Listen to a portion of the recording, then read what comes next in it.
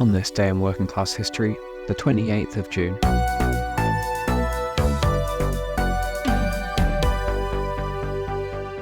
On the 28th of June 1969, the Stonewall Rebellion began in the early hours of the morning.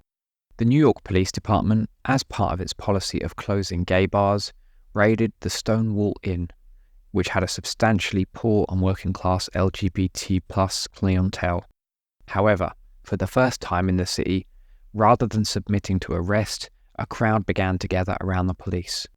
Inside the bar, gender non-conforming people, trans women and lesbians began resisting invasive body searches. And outside, a butch lesbian fought back against police when they arrested her, calling on the crowd that had formed to, quote, do something, end quote. The crowd, which included a significant number of black, Latino and white LGBT+ patrons and passers-by, then began to physically fight the police, triggering riots that lasted for 6 days. Those involved in the disturbances included activists like Marsha P. Johnson and John O'Brien, popular folk musician Dave Van Ronk, as well as many others. In the aftermath, participants and other LGBT+ radicals set up the Gay Liberation Front, which revolutionized the gay rights movement.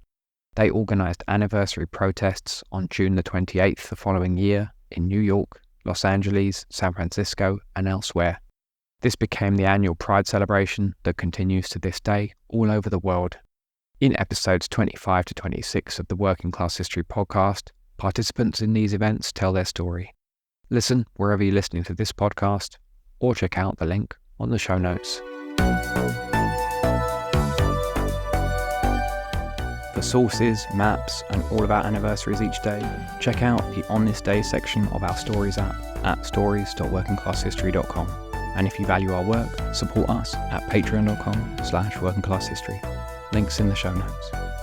Theme music by Ricardo Area. See you tomorrow.